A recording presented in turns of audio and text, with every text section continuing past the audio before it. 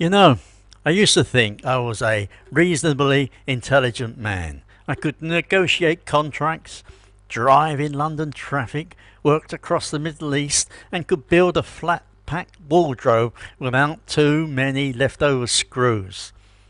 Then we moved to Isaan. We had been married over 30 years by then. The kids had left home and realised I knew absolutely nothing. Nothing. I used to wonder why a simple request for a cup of tea felt like I was negotiating a hostage crisis. I used to be baffled by why my wife could find a single grain of rice I dropped 3 weeks ago, but suddenly cannot see the chocolate bar I am hiding behind my back. Then, late one night, while I was nursing a bruised ego and a cold dinner, I found the answer. I was reading about the bloody border skirmishes here in the 1700s, the Lao, the Siamese, the constant fight for survival on the Karat Plateau. Then it hit me like a sack of fermented fish. My wife is not being difficult, she is being historical. It turns out 300-year-old guerrilla tactics are not in museums. They are alive and well. Besides, they are currently being used to win every single argument in our house. Every single one. Picture it. The 18th century, the Karak Plateau, vast, dusty, scrubby terrain. Armies would march in, usually some poor sods from a kingdom you have never heard of, expecting a nice, honest battle. They would line up, all flags and bravado. However, the Isaan warriors, they did not play the game. They would look at that open field and think, you know what, bugger that for a game of soldiers. They would simply melt into the landscape. 1 minute a warrior is standing there, the next he has vanished into the dry bush, leaving the invading army standing around, scratching their heads and getting sunburnt. Now, fast forward to yesterday, 3 p.m. I walk into my kitchen, the sun is streaming through the window, it is quiet, too quiet. The kettle is on the side looking innocent, the fridge hums a gentle tune, however, there is no wife. The kitchen appears empty. I approach the pantry.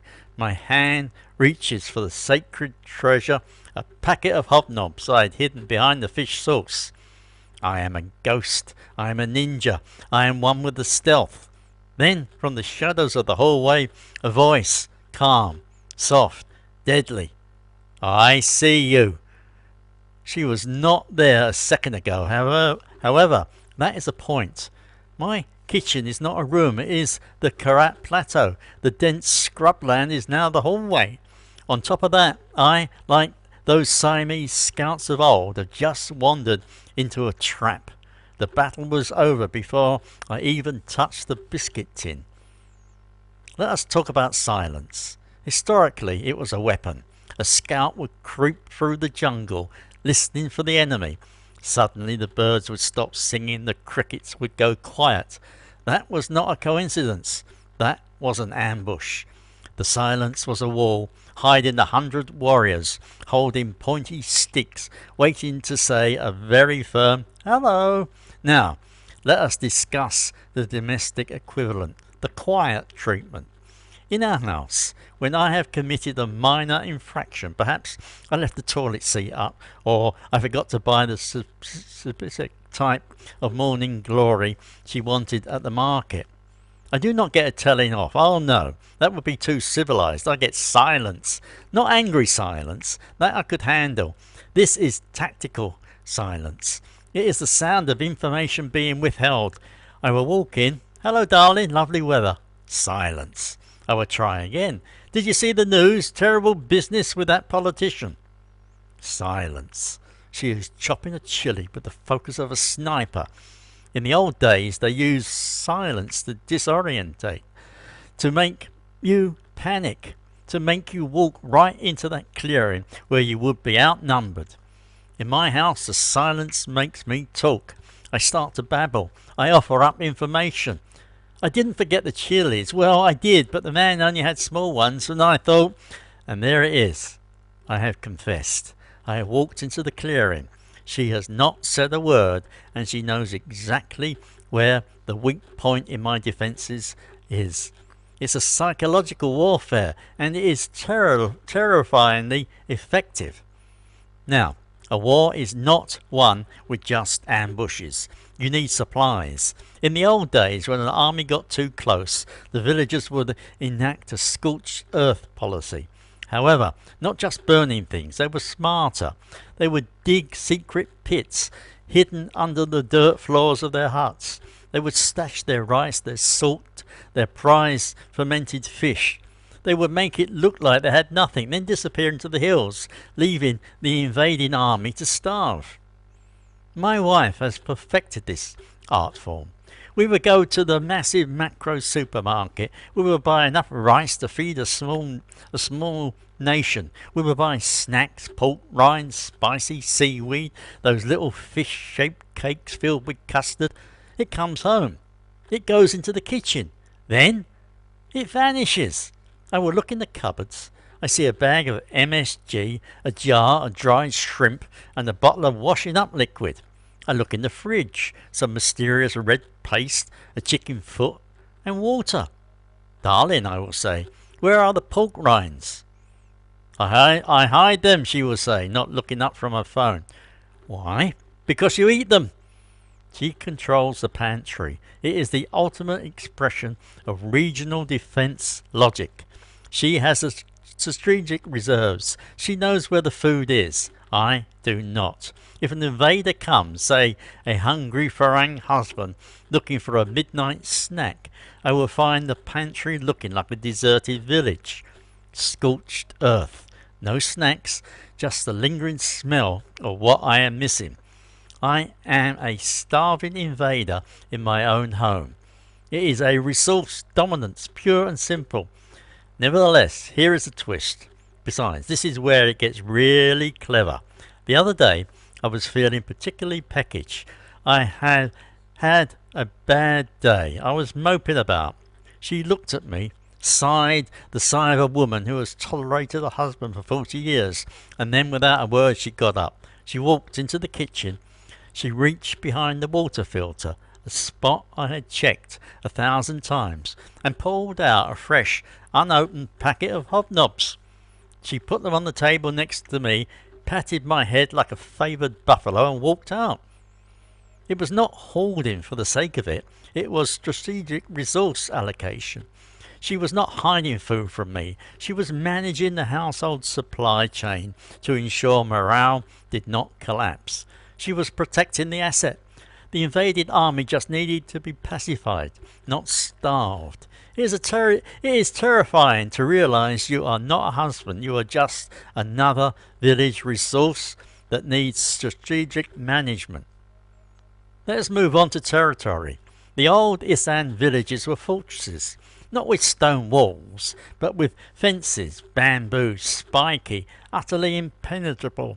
They marked the boundary between us and them. You did not cross it without permission. In my house, the sofa is a village, and my wife's belongings are the fence. It started small, a handbag on the armrest. Just for a minute, she would say. Then a cushion appeared.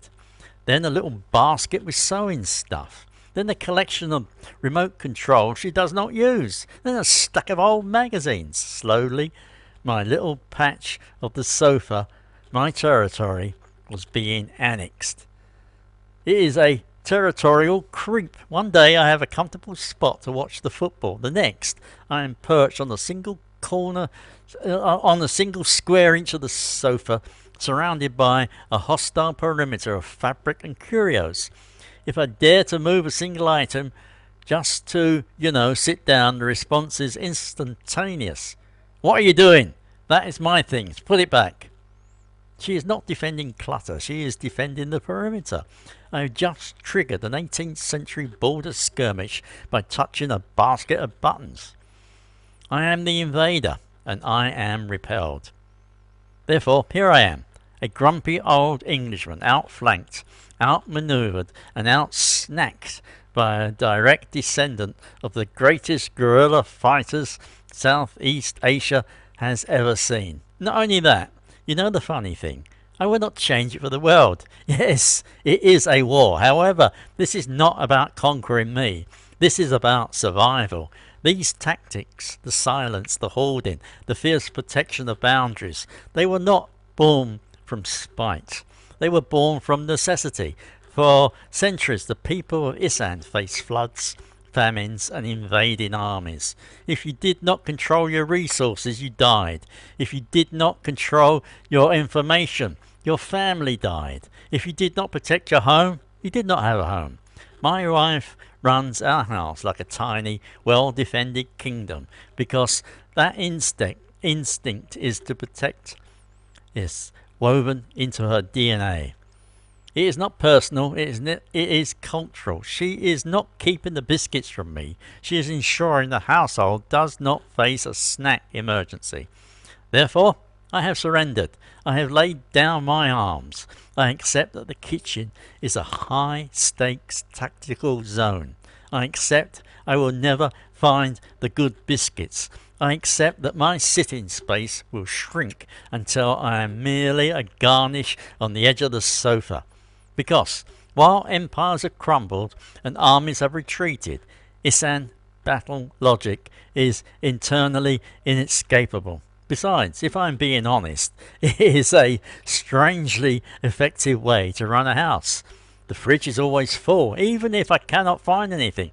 The house is secure and the family is protected. Now, if you will excuse me, she has just left the room. I have about 45 seconds to go on a reconnaissance mission to find where she hid the mangoes. Wish me luck. Now, if your household is run like a military operation, or if you have ever lost a territorial dispute over a sofa cushion, smash that like button and subscribe. However, do let me know in the comments, what ancient battle tactic does your spouse use? Is it the silent ambush or the strategic holding of the remote control? I need to know if I am alone in this war. Take care, be very careful, and goodbye.